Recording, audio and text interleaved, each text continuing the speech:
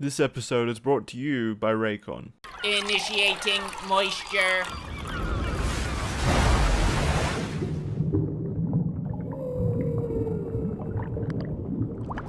It's been 17 years since the last Bad Boys movie, and I think I can say with a high degree of confidence that another Bad Boys movie hasn't exactly been on the top of everyone's wish list. I don't think there's been many people during that 17 years fucking scratching at their neck, begging for their fix of more Bad Boys content.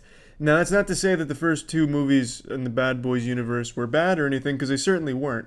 I enjoyed them, and I can vividly remember the intense gore from the second movie blowing the mind of a 9-year-old Charlie. I didn't even know bodies could explode and be gored the way they were in that movie. But again, I think it all wrapped itself up just fine. I don't think during that 17 years there were people with blue balls just waiting for more. But I'm happy to say that the more they gave us, Bad Boys for Life, is good. It's a good movie. Now, it doesn't live up to the original two, but it didn't really have a chance to. It's been 17 years in between. Obviously, they weren't going to be able to carry any of that momentum from back then or hit those same marks. And they didn't bring Michael Bay back, so it didn't have the same power behind it that it originally had, but it's a good movie. But it does have a lot of problems. I'll get into that in a moment. But the things I like about it, Will Smith and Martin Lawrence. I think they still absolutely fucking crush it in their roles here. And I think they still have some great on-screen chemistry and they play off each other really well and it's a fun dynamic. While I don't feel the majority of the jokes landed, the ones that did were pretty solid jokes, especially during the airplane section. I thought almost all of those jokes they threw out there landed pretty well. But there were quite a few that just kind of made you roll your eyes. But you kind of expect that because this movie really seemed to want to play it safe. It kind of was like a watered down Bad Boys, as if it was a group of fans of the originals that wanted to make one, but the network said, tone it down, we want to make it safe, so they did. And I feel like that's a bit of a missed opportunity. They also have a really odd narrative where they try and throw in these bafflingly silly decisions towards the end that don't really make a whole lot of sense from a plot perspective, and it just kind of seems like a bit of a cop-out. But it's not in any way offensively bad or anything. It's nothing that makes you regret going to see it. As far as action movie goes, it's very solid. There's a lot of really good set pieces, a lot of good chaos, a lot of good blood and bullets and lead, and all of it just lends itself well to being a decent action movie. But in between these set pieces, there's just a lot of dead space. It just feels like a lot of stuff that isn't interesting to watch. It isn't really enjoyable. They have these side characters that come on that aren't good. There's a new division called Ammo that's aiming to replace the Bad Boys in their old school style of tits, rock and roll, and gore. They do it more tactically using technology, the evil technology. They even mention 4chan in here, so even Mr. 4chan's coming out to play. And I just feel like those characters in Ammo just weren't very good characters. There's one guy that's just an asshole for no reason. One of the major plot points is Mike gets shot and he goes out for revenge. So Mike comes back after getting shot and the guy's just a fucking asshole to him. He's like, oh, hey, Mikey, you're looking good for getting shot, you little pussy. For no reason. And then 2 scenes later, he's fist bumping Mike. And then they're like the best of bros. He's like, I fucked your mom. Yeah, you fucked my mom, right, Mike? Fist bump on fucking my mom. It just seems out of nowhere. Like, there's at no point do they ever feel like friends until all of a sudden they're like inseparable out of nowhere. There's never any build up. They never really develop a relationship. Just 1 second this dude's a douchebag, next second they're basically going out and slaying pussy together.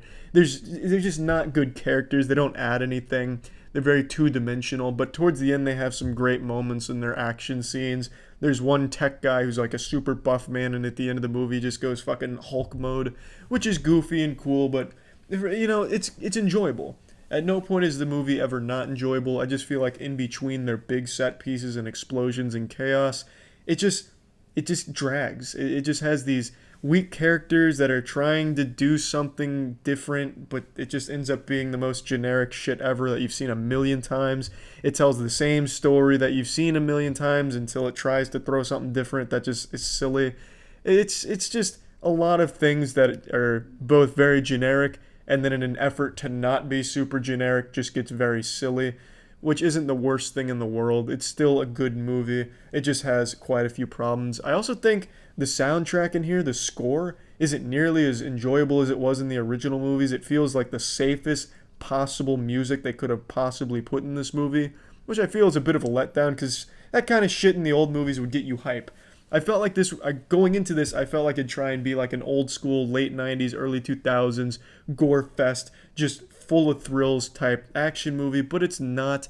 There is gore, there is action, there is a decent bit of it, but it's not capturing that same spirit. And that's not the worst thing in the world because it is still good when it does break out the big guns and go wild. I just feel like there could have been a lot more for the Bad Boys reunion here. And it seems like they're setting up for more Bad Boys. I don't know why.